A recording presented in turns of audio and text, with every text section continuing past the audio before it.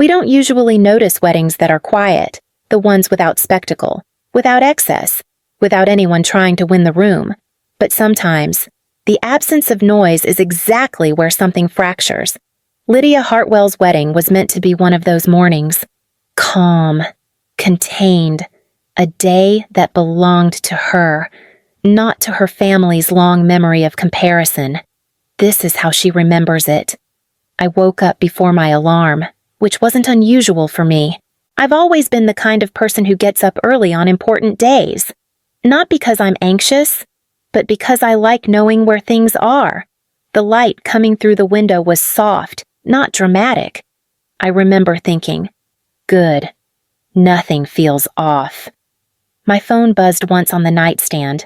A text from my sister Evelyn. Everything's handled. Don't worry about a thing. I stared at it longer than I probably should have.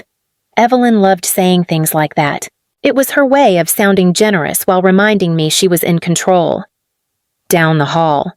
My mother's voice floated in, brisk and confident. We should keep the schedule tight today. I answered from the bathroom. It's fine, Mom. We have time. She paused, just long enough to make it feel like I'd said something wrong. Well, let's not push our luck. There was a garment bag hanging in the corner of the room, sealed and untouched. I didn't go near it. Not yet. From the channel side, it was already clear nothing about this morning was actually hers. By mid-morning, the house felt full without being loud.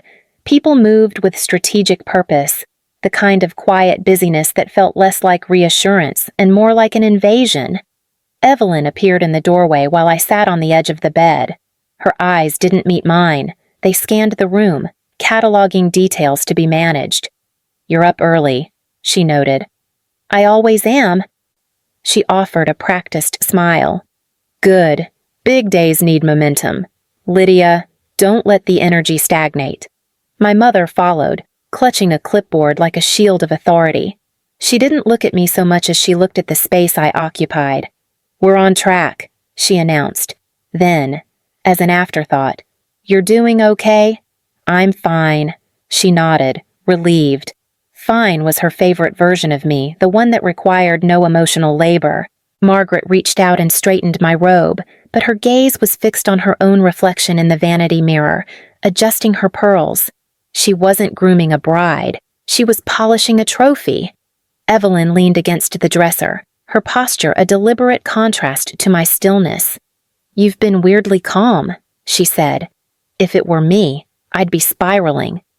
That's because you enjoy the theater of a spiral, I replied quietly. She laughed, the sound too sharp for the room. I just care more. Lids. I'm passionate about the stakes. You've always been adaptable. Mom beamed at her. Your sister has always had that fire. It's a gift. I watched them, the familiar loop of Evelyn speaking and Mom validating. I existed in the margins, useful only because I didn't complicate their narrative. Mom glanced at the garment bag, her expression flickering with a secret, premature triumph. The dress came back beautifully. No need to fuss with it now. Evelyn's smile widened. Trust us. You'll look exactly how you're supposed to. How I was supposed to. It wasn't a compliment. It was a sentence. They didn't see my calm as strength. They saw it as a vacancy they were more than happy to fill. The garment bag had been delivered at dawn, positioned in the corner with a heavy, looming presence. It was high-grade cream canvas, breathable, yet thick. It possessed a deceptive structural integrity. Margaret had insisted on a boutique that used internal cardboard contouring to preserve the silhouette. From the outside, the bag held the firm, rounded shape of a bustier and a full skirt, hiding the hollow mockery within. A small, heavy-duty metal clip sealed the zipper at the top, embossed with a serial number from the preservation studio. It wasn't just a fastener, it was a psychological barrier. So, they use those industrial seals so the steaming doesn't settle, Mom said, her voice tight with a defensive edge. Very high-end, tamper-proof. Evelyn stepped closer, her hand hovering over the fabric. They treat custom gowns like museum artifacts. Lydia, you aren't supposed to break the seal until the very last second. Contamination. You know. I know, I said. The seal represented the one thing I had been trained to value their version of order. Evelyn pressed her palm lightly against the center of the bag, testing the resistance of the magazines and tissue paper hidden inside.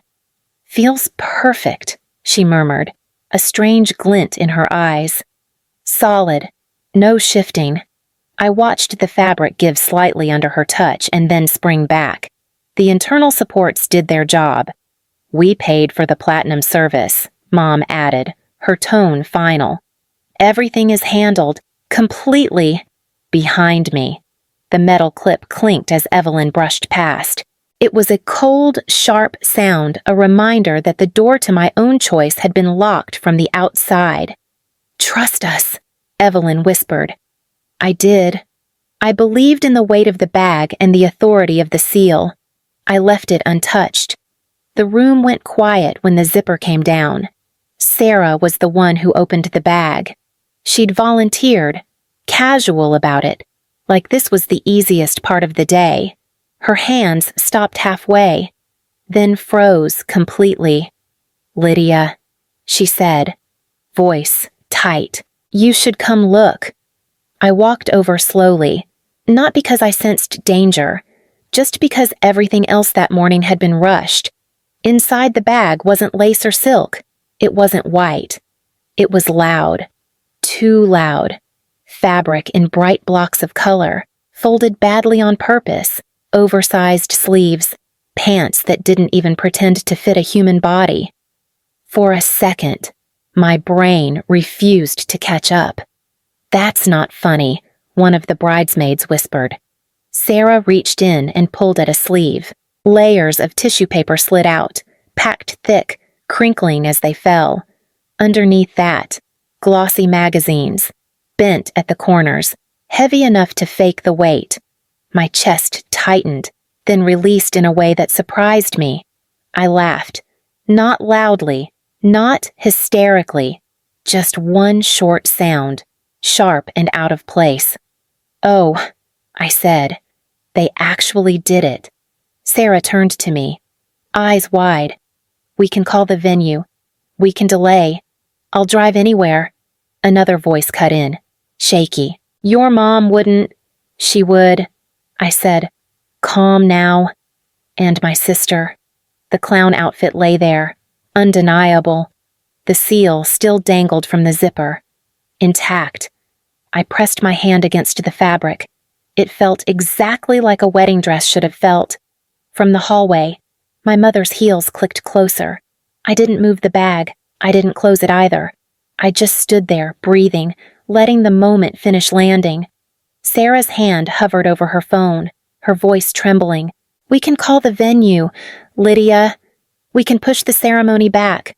No one would blame you for walking away from this. I'm not walking away, I said. My voice was a low, steady anchor in the room's rising panic. I'm getting married today. Sarah gestured to the chair, her eyes wet. In that I looked at the costume. It was theatrical-grade satin, thick, stiff, and garish. It was designed to be a caricature, a loud humiliation meant to make me shrink. Yes, I said, but not as a punchline. Maya, my cousin and a senior stylist for a New York fashion house, stepped forward. She didn't look horrified. She looked clinical. She studied the heavy fabric like a sculptor measuring stone. The grain is actually high quality, Maya murmured, more to herself than us. She pulled a professional kit from her bag, heavy-duty safety pins, industrial fashion tape, and fabric shears. Give me 10 minutes. Do you trust me completely? We're not fixing a clown suit, Maya announced, her hands already moving with lethal precision. We're deconstructing a weapon. The room shifted. Under Maya's direction, the bridesmaids became assistants. We didn't sew. We draped. She pinned the oversized sleeves into architectural pleats and cinched the voluminous waist with raw silk ribbon stripped from my bouquet. She used the tension of the heavy satin to create sharp avant-garde lines that mimicked a structured runway piece. I stepped toward the makeup artist. "Change of plans," I said, looking at my reflection. "Editorial. I want structured brows, a sharp wing, and a red lip that looks like a warning." She nodded, her brush moving with newfound intent. When I finally stood up, the chaotic colors had been tamed into a silhouette of defiance. Sarah whispered from the doorway, "You look like you meant for this to happen." "Good," I said, "because now I do." The hallway outside the suite felt narrower than it had earlier. People passed by with purpose, clipboards tucked under arms, voices lowered when they saw me. No one stopped. No one asked. I pulled my phone from the counter and typed before I could overthink it. They switched the dress. Don't look at the outfit. Look at me.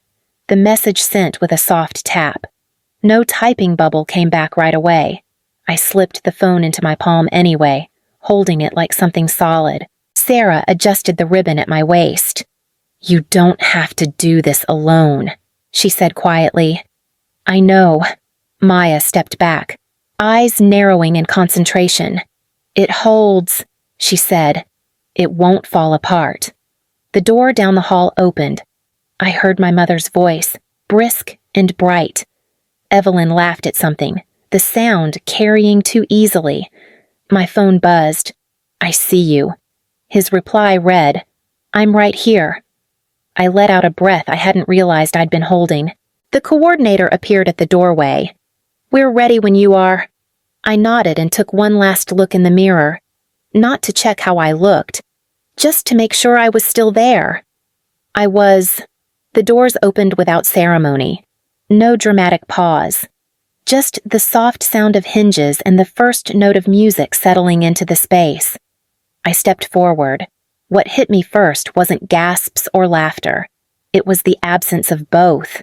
A silence so complete it felt deliberate, like everyone had agreed without speaking that reacting would only make things worse. I walked slowly, not to draw attention, just to keep my balance. I caught pieces of faces as I moved. A friend pressing her lips together. Someone shifting in their seat. A man in the second row lowering his program like he'd forgotten he was holding it. My mother sat upright, hands folded in her lap. Her expression was composed, almost proud, like she'd been waiting for something and it had finally arrived. Evelyn sat beside her, chin lifted, eyes fixed forward, too steady, too ready. Halfway down the aisle, I felt it settle, the weight of it. Not the outfit, the moment. From the front, I saw him. He didn't look confused. He didn't look embarrassed. His eyes were locked on mine, steady, grounded. He gave the smallest nod. Not encouragement, recognition. Behind me, the silence stretched. From somewhere to my left, a chair scraped softly against the floor. I didn't turn, but I knew who it was. My father had stood. His voice didn't rise. It didn't need to. Margaret. The name landed hard. She turned, startled, just for a second. Enough. That was when I saw it too late for her to hide. The flicker of satisfaction that hadn't yet learned it was premature. From the channel's quiet corner, this was the moment everything shifted. Not because the bride wore something unexpected, but because someone important realized why. I reached the front and stopped. The officiant glanced between us, uncertain, then stepped back without being asked. I turned, slowly, letting everyone see me see them.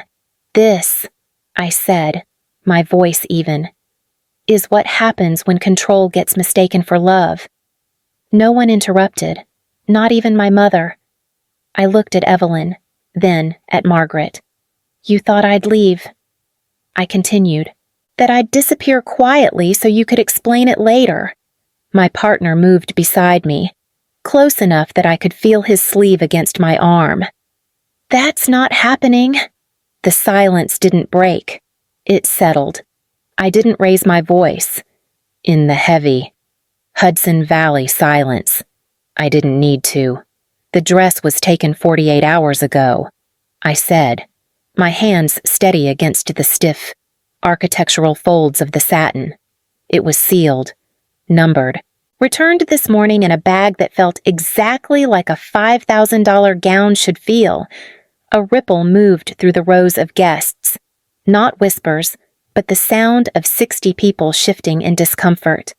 My mother's lips parted, her polished composure finally hairline fracturing.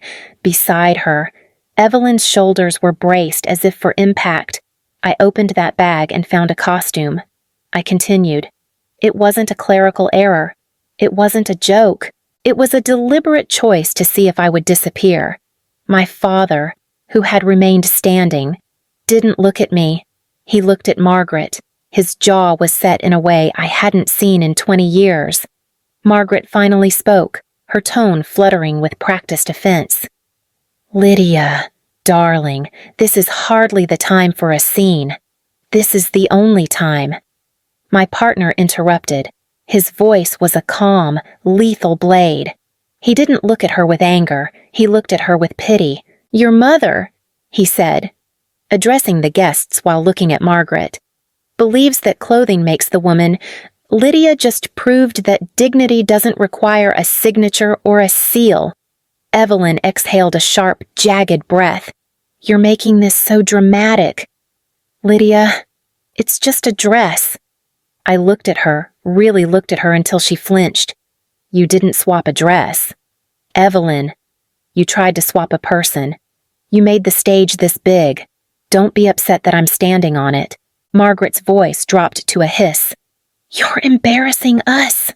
"No," my father said, his voice resonant and final. "You did that. Margaret, you traded our daughter's joy for a moment of control. You embarrassed the name, not the bride." The word "us" hung in the air, stripped of its power. My partner's hand found mine, his grip solid. "Here is the new reality," he told them. "You acknowledge the cruelty of this act, or you become spectators in a life you no longer have access to. Starting now." Margaret stared at him, then at the silent, judging faces of her social circle. She was trapped in the very theater she had built. The officiant cleared his throat, his eyes reflecting a quiet respect. "Shall we proceed?" "Yes," I said, looking only at the man beside me. "We shall." The dress was recovered that night. It hadn't been destroyed. It had been staged. My partner found it in Margaret's private storage, pristine and waiting. She hadn't thrown it away because she expected me to break to come begging for it when the clown suit proved too much. It was never just a prank. It was leverage she intended to use to buy my submission. I hung it in the back of my closet when we got home, not as a trophy, but as a relic of a person I no longer was. We sat on the edge of the bed in the quiet dark, our fingers laced together. The weight of the day felt different now, lighter, cleaner. "You okay?" he asked. "I'm more than okay," I said. And I meant it. Weeks later, I framed a photo from the ceremony me in that reconstructed, defiant satin, chin lifted, eyes unwavering. Beside it, the real dress stayed in its bag, untouched and unnecessary. Lydia Hartwell didn't need the silk to find her soul. I kept the dress to remember that I survived the silence, and I kept the photo to remember that I won.